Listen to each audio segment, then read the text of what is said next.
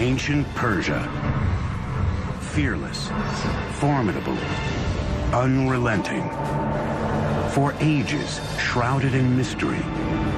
An empire unparalleled in conquest and riches. To create an empire of the size of the Persian Empire, the largest empire the world had known, obviously takes military skill. From North Africa to Asia, it was a civilization driven by a dynasty of extraordinary rulers, ambitious and all-powerful. Cyrus the Great is one of the few who deserves to be called the Great. The Persian Empire created some of the most astonishing feats of engineering the world has ever seen. Magnificent palaces that rose up from barren desert. Roadways, bridges, and canals. Everyone has heard of the Suez Canal, but how many have heard of Darius's Canal? But dark clouds were on the horizon. An ancient rivalry with Greece would erupt into an epic clash that changed the course of history and shaped the Western world for thousands of years to come.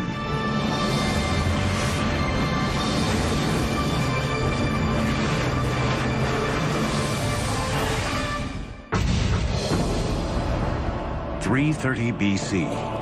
A young Macedonian king conquers the Persian Empire and leads his invading army into Persepolis, its spectacular capital city. The Macedonian ruler is Alexander the Great, an admirer of the great Persian kings. By sundown, the Greek victory celebration degenerates into a drunken melee. By sunup, Persepolis, the crown jewel of the Persian Empire, with palaces unrivaled anywhere in the world, is burned to the ground. More than 2,500 years later, these immense towers stand as testament to the soaring heights this now forgotten empire once reached. I equate Persia with luxury, with rich tapestries and beautiful rugs and my mother's fat, fuzzy Persian cat named Otis. But I also think of a fantastic Persian king named Cyrus the Great, who believed in religious and cultural tolerance, and who freed the Jews from Babylon to return to Israel. Hello, I'm Peter Weller, and welcome to the Persian Empire. Around 4000 BC, two nomadic tribes were starting to take root in a rich but hot Iranian plateau, the Medes in the north, the Persians in the south. Being as that these tribes were nomadic, they were more interested in survival than conquest. As they became less nomadic, they had to learn how to farm, in particular how to cultivate this fertile Iranian plateau. But to do that, they needed a source of water.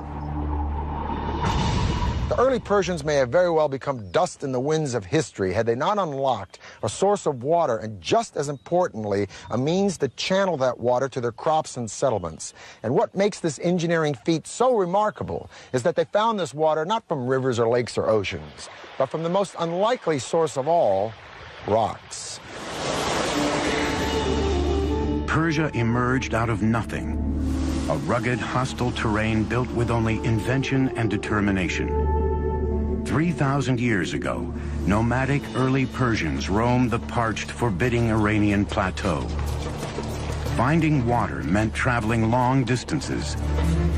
It fell to a hybrid engineer, geologist and diviner called a Mogani to figure out how to bring it back to his people. Using nothing more than stone chisels, Moganis would build the first cornerstone of the Persian Empire. A breakthrough system of underground irrigation canals called qanats.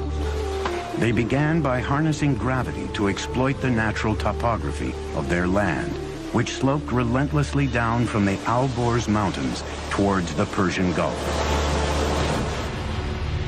Vertical shafts were first dug down from the surface, and the tunnel was excavated horizontally for a short distance. Then another vertical shaft was built, approximately 3/4 of a mile up the slope, and the channel continued. It can be sometimes 20, 30, 40 kilometers away, so it's a very skilled operation, to the point where the gradient of the water channel meets the aquifer, or the groundwater, sloping up at the point where the mountains begin. The angle of the slope was crucial. 1 unit in elevation for every 100 on the horizontal. Not too steep, because that would erode the base of the water channel, and of course not so flat as to prevent the water from moving to its intended destination. 2,000 years before Rome's legendary aqueducts, the Persians were channeling massive amounts of water over long distances in hot, dry climates with minimal loss due to leakage or evaporation. Water means food. But the engineering technology to locate that water and move it was a carrot that the Persians were dangling in front of their neighbors. Around 700 BC, all of these tribes were united under one legendary figure named Achaemenid, who founded a dynasty. But this dynasty thrived and flourished under one guy, a guy I would have liked to have met, named Cyrus the Great. Cyrus created and maintained an empire thanks, no doubt, to his military savvy, but he was also a political genius. He was an excellent, benevolent manager of men. Historians have called him humanist. The Jews call him Mashiach, or Anointed One. His own people called him Father, and even the Ionian Greeks, whom he conquered, called him a just and worthy lawgiver and ruler. Cyrus the Great came to power in 559 BC. It was the beginning of the Achaemenid dynasty. Their reign would change the course of history and redefine architectural possibility. If you're looking at the greatest personages in history who have affected the world, Cyrus the Great is one of the few who deserves that epithet, the one who deserves to be called the Great.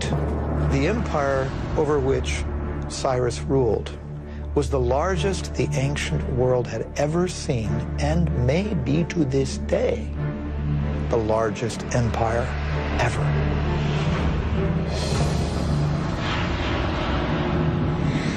By 554 BC, Cyrus had crushed all rivals and became the undisputed leader of Persia. Now it was time to conquer the world. And if he was going to build an empire, he would need a magnificent capital city to reflect its growing stature. In 550 BC, Cyrus launched one of the most ambitious engineering projects anywhere in the ancient world. The Persian Empire's first great capital city at Pasargad, located in modern Iran. Cyrus was a very innovative builder, and I might add that his standards were particularly high. We can also say that his building project reflected in some ways the technologies that he found in the course of his various conquests. Like the Romans centuries later, the Persians were borrowers. They took the best and most advanced ideas from the cultures they conquered, then developed them even further into technologies uniquely their own. The art and engineering of Pasargad drew on influences as far-flung as Assyria, Egypt, and Asia Minor, thousands of miles away. There were stone workers, woodworkers, brick makers, relief makers, and we know that these were people often imported from all over the empire. Today, over 2,500 years later, crumbling ruins are the only remnants of what was once here, Persia's first shining capital city. Pasargad's showpiece was its two magnificent palaces, surrounded by a majestic park and vast formal gardens. Among them, the first known appearance of the astonishing Paradisia, the four-quartered walled Persian gardens. The gardens had over 1,000 yards of channels of carved limestone, designed such that water would enter small basins every 16 yards. The Paradisia of Pasargad laid the foundations for many of the world's most magnificent gardens for the next 2 millennia.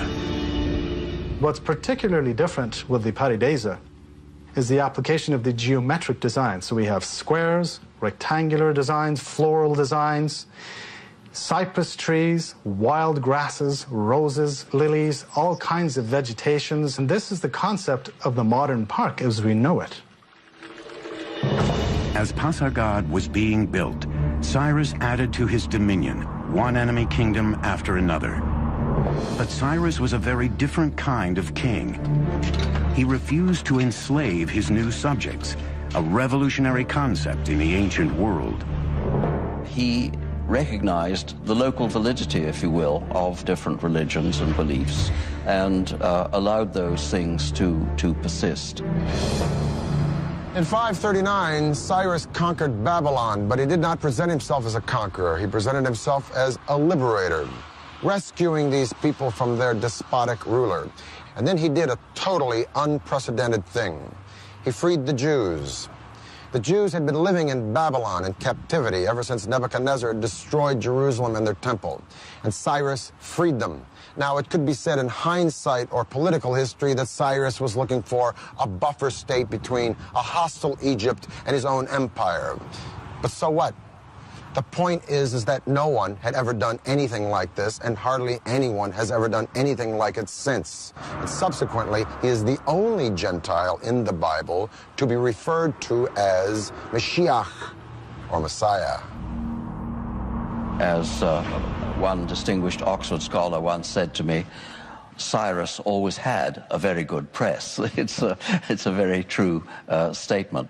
Before he could launch the campaign that would make Persia the lone superpower of the ancient world, Cyrus the Great died in battle in 530 BC.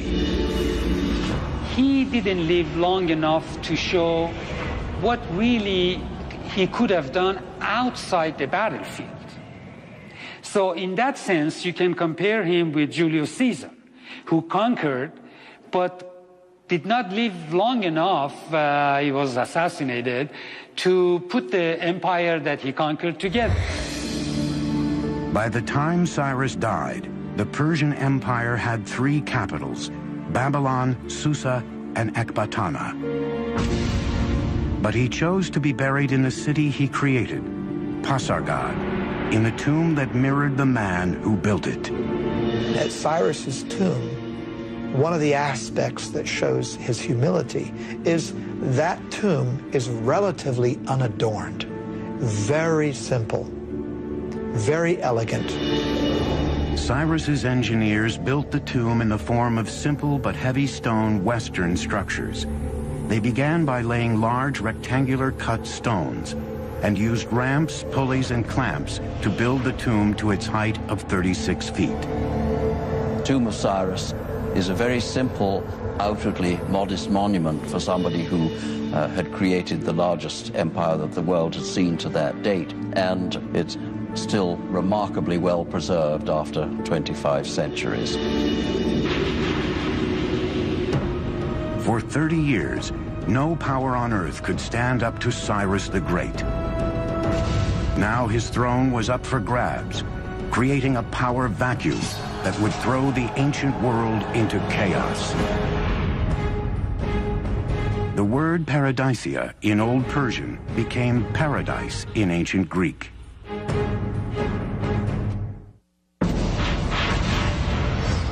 (530 BC). Cyrus the Great, the architect of the greatest empire the world had ever known, is dead.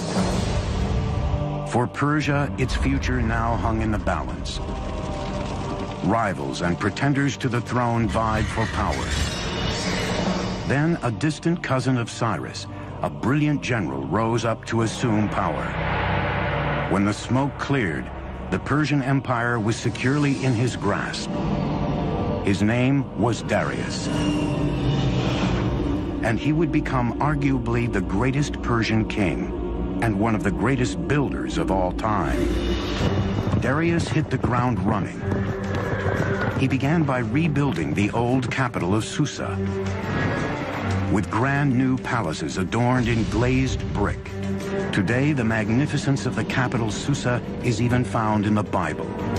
When the Greeks talk about Persian palaces, for example, they routinely mention Susa.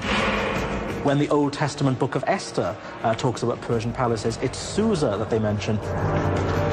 But the new king of Persia wanted a ceremonial capital all his own. 518 BC, Darius launched one of the most ambitious construction projects of the ancient world. Located near the modern city of Shiraz, it would become known as Persepolis, or Persian city in Greek. All of the palaces rose from a vast stone platform designed to enhance the stature of the empire. The terrace square is huge, over 125,000 square meters.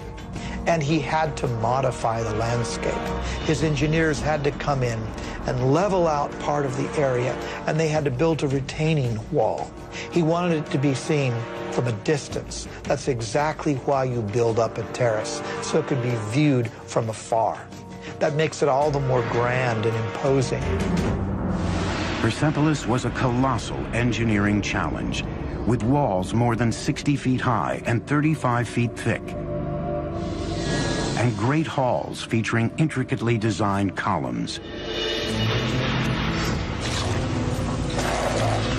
Thousands of architects, craftsmen, and laborers, along with tons of materials, were brought from the far reaches of the empire. Most ancient empires were built by massive armies of slave labor, but Darius, like Cyrus, believed in paying for the work that built Persia's palaces and monuments. Every worker was given his due, his or her due, because we also find women in the workforce as well. Depending on their skill, what the quality they brought to the work, they were paid accordingly.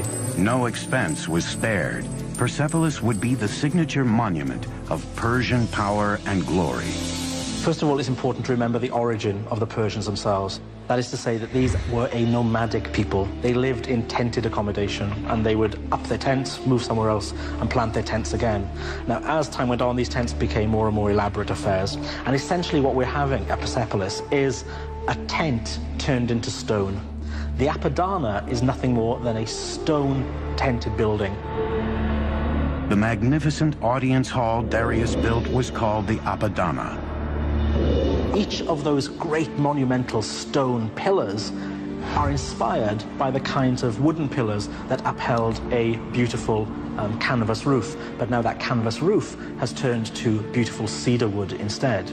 So the nomadic origins of the Persians gives the impetus to part of their architecture, but that's not all. The city's palaces were adorned in gold and silver, expensive tapestries, and colorful tiles.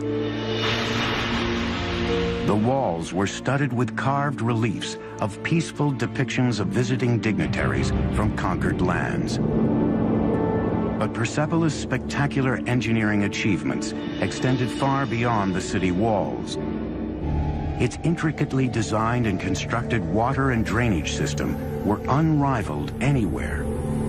Before the actual soil was placed in, first, Darius's engineers constructed a drainage system, plumbing, drain pipes. These would be covered. Water was also brought in along the Qanat system. But then those drain pipes, which would drain the effluents out, those were taken underground below the surface where the visitor would never see that. Even during his most ambitious projects to enhance the empire's monuments and infrastructure, Darius never stopped expanding his empire. Under the brilliant leadership of Darius, the Persian Empire grew to staggering size. It included modern Iran and Pakistan, parts of Afghanistan, Armenia, Turkey, Syria, Egypt, Lebanon, Jordan, Palestine, parts of Central Asia, all the way to northern India. And man, this is a lot of turf. To connect the farthest reaches of the empire, Darius would launch two audacious building projects. One would stretch over 1,500 miles of the Persian Empire. The other would connect the Red Sea to the Mediterranean. Creating gardens was held in such high esteem that the Persian kings wished to be remembered as gardeners.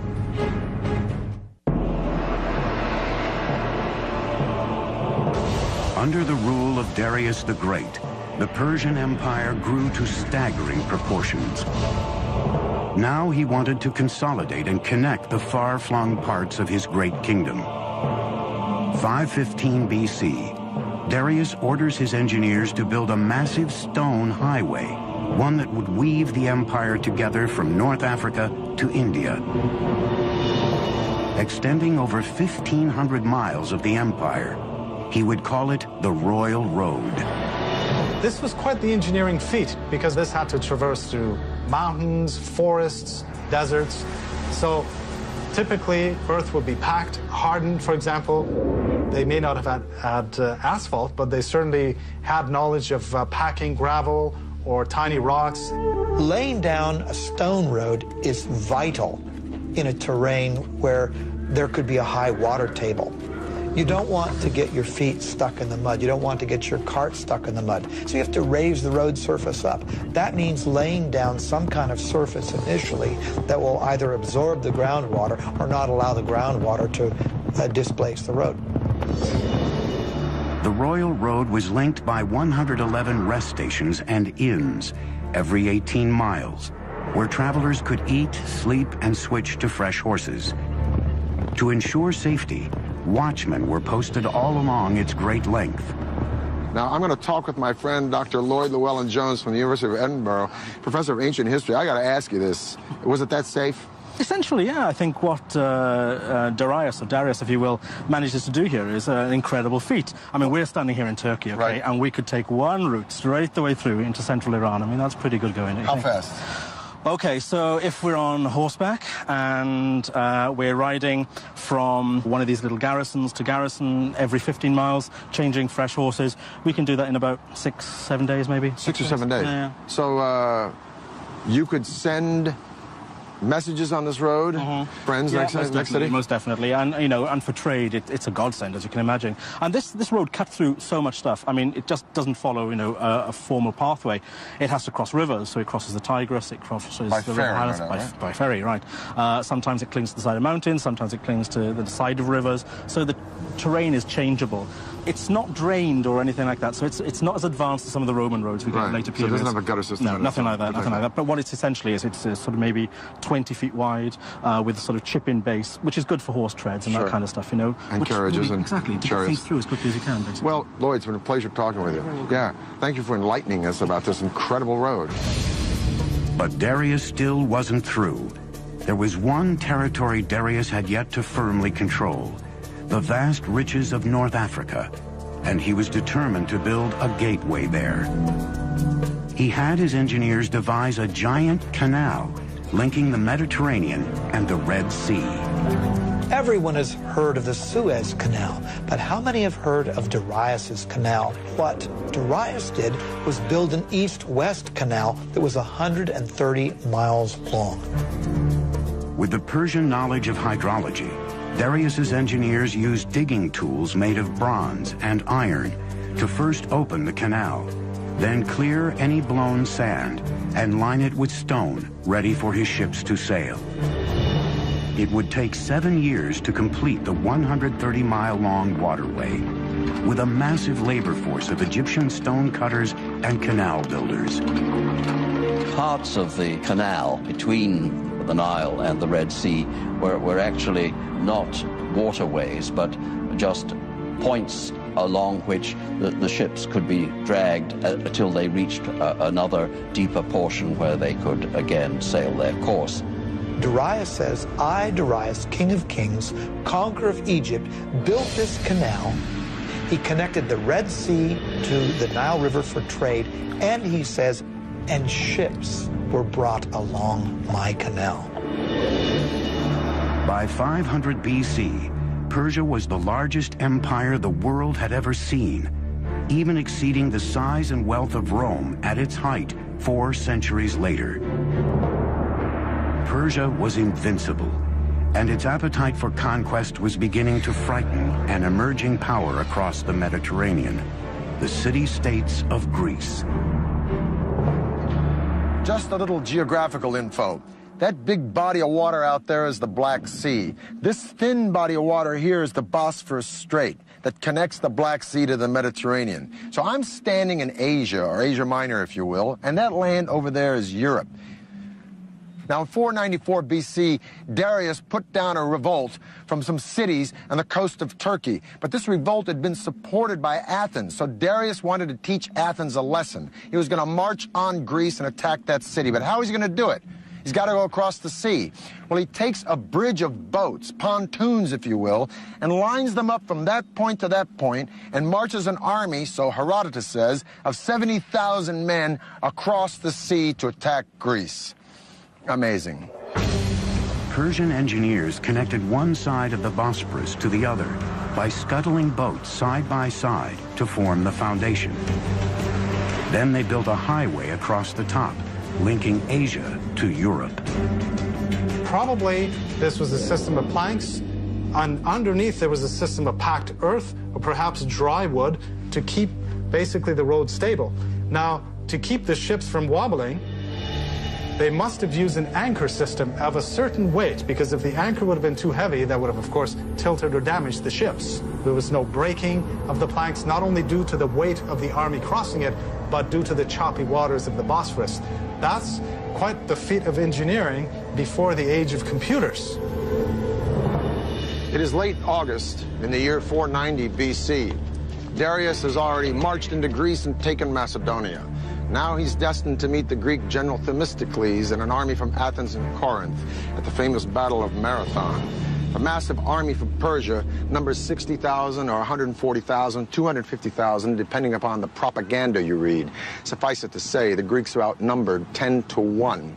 Their only recourse is to send for reinforcements. So the legendary runner Philippides runs from Marathon to Sparta, a distance of 140 miles in 2 days, hence the name of the race, Marathon. The two armies faced each other separated by a vast open plain.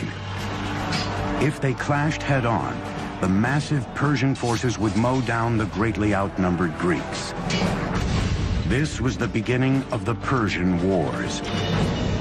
A reduced Greek force attacked the Persians head-on. The Persians went for an easy kill.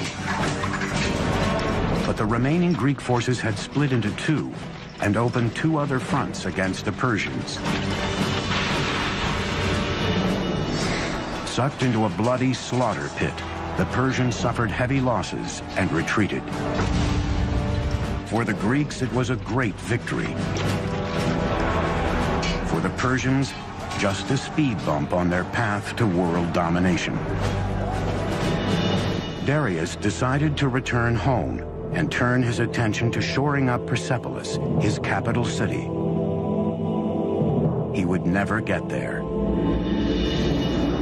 In 486 BC, Darius died on his way to quelling a rebellion in Egypt, leaving behind an empire that redefined the very notions of power and glory.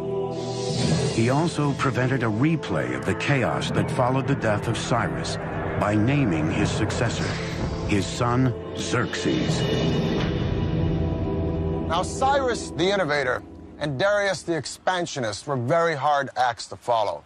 But Xerxes had been a king in waiting all of his life, and a couple of his first acts were to suppress a rebellion in Babylon, another one in Egypt. And then he went after the Greeks. Somehow the Greeks just stuck in his craw. Some historians argue that Xerxes was making a preemptive strike. Others say that he was just cleaning up the business of his father. Whatever the case, the Greeks were no longer intimidated or impressed by the Persians since they'd beaten them at Marathon. And so Xerxes buddied up with the Carthaginian navy and the tip of what is now modern Tunisia, and he decided to beat the Greeks at sea. Discovered in 1931, Persepolis is one of the last archaeological excavations that dates back to the ancient world.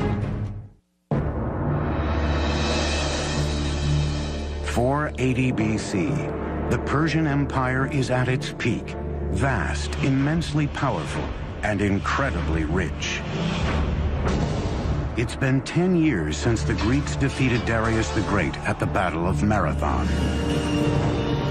His son Xerxes is now the latest absolute monarch in Persia's Achaemenid dynasty, and Xerxes wants revenge.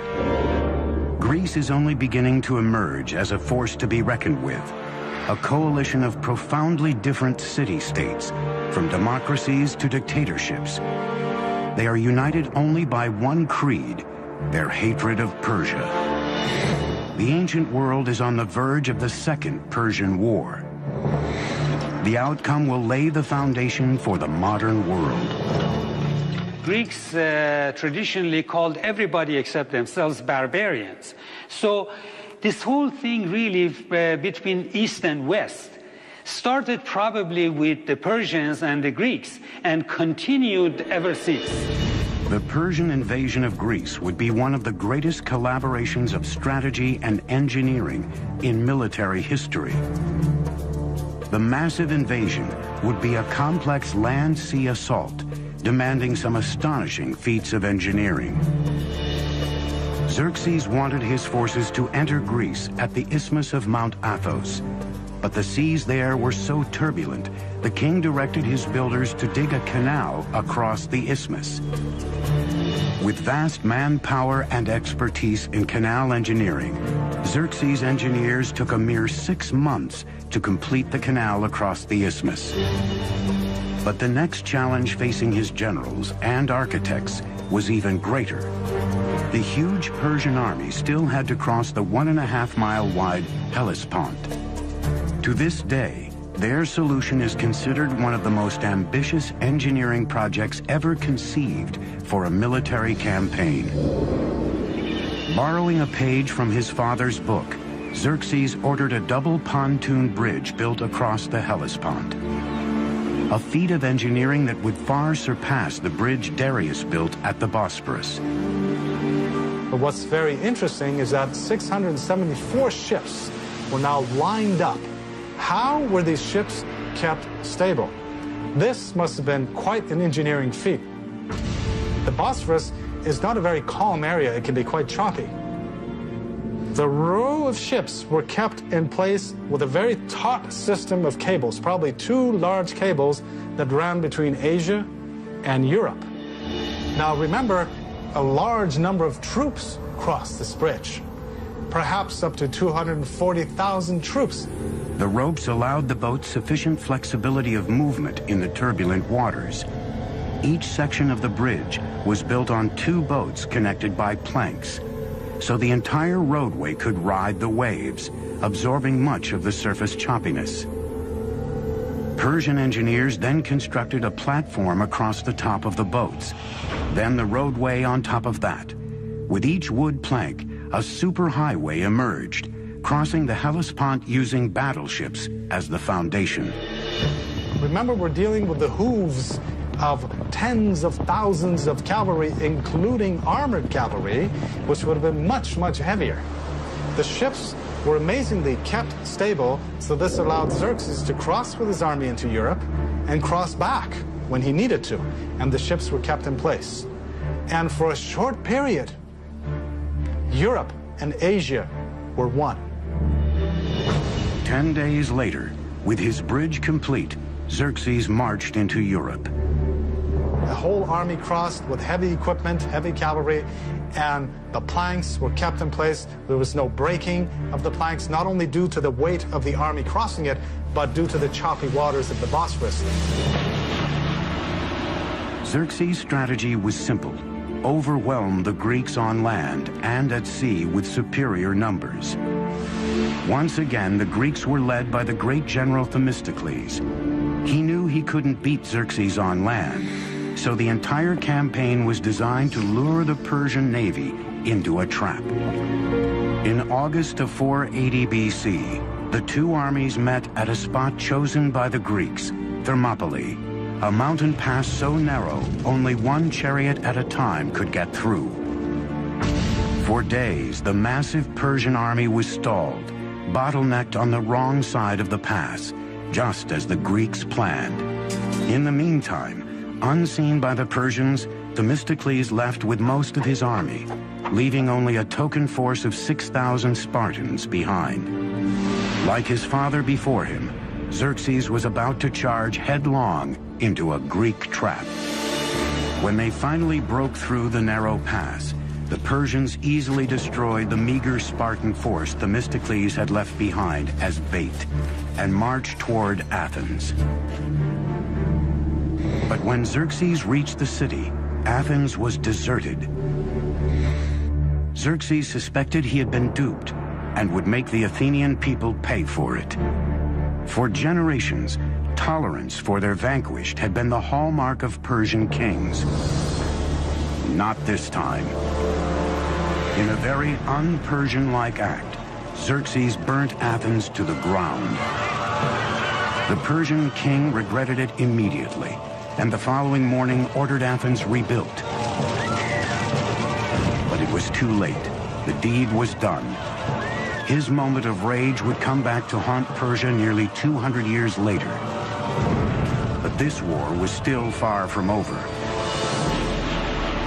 At the same time, Themistocles was setting his trap that lured the massive Persian navy into the narrow bay at Salamis. Then he unleashed a surprise attack.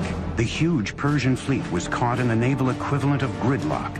They couldn't maneuver in the tiny bay, while the Greeks used their heavy triremes as battering rams to demolish the Persian ships.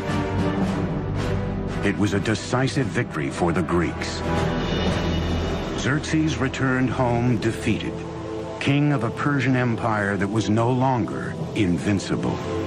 There is one high note in the Persian loss against the Greeks at the Battle of Salamis, one saving grace, a woman named Artemisia, the sole female navy captain in the Persian fleet. She faked out the Greeks by ramming one of her own losing ships, and she sailed away to escape in the confusion. Her survival skills so impressed Xerxes that he was thought to have said, "My men are becoming women, and my women are becoming men." The Persian wars launched Athens into its golden age, but left the colossal Persian Empire vulnerable. It would be left to a young prince, a worshiper of Persia's great kings, to deal the empire its last blow. Humiliated by Artemisia's daring escape, the Greeks offered a huge price for her capture, but Artemisia had safely sailed home.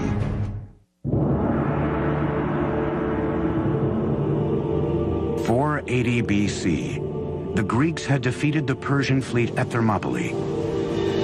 The aura of invincibility that surrounded this empire was gone. But there were still days of power and glory ahead for the Persian Empire. 15 years later, in 465 BC, the Persian king Xerxes died. Xerxes left the empire to his son, Artaxerxes, who was determined to take Persia back to its golden days. He began by turning his attention to a building project begun by his grandfather, Darius.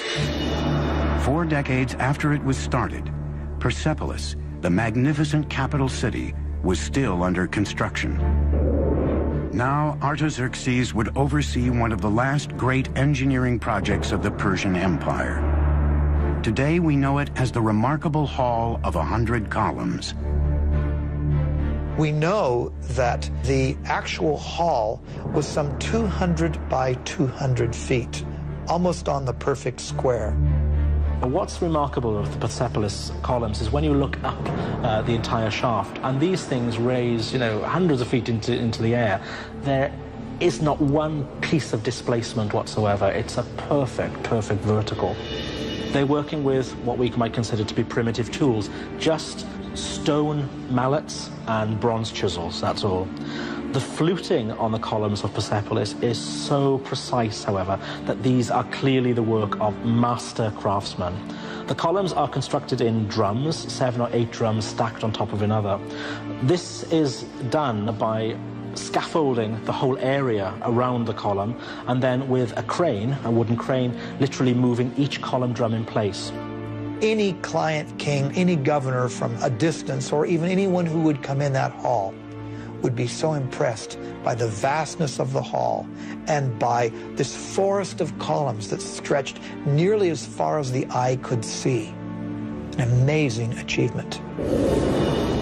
Across the empire, Persians were still producing some of the most extraordinary feats of engineering in the ancient world. In 353 BC, the wife of a local governor began work on a magnificent tomb for her dying husband. Her tribute to him would be a marvel of engineering and would become one of the 7 wonders of the ancient world, the Mausoleum of Mausolus. The marble monument would rise to 135 feet tall, enclosing a great courtyard.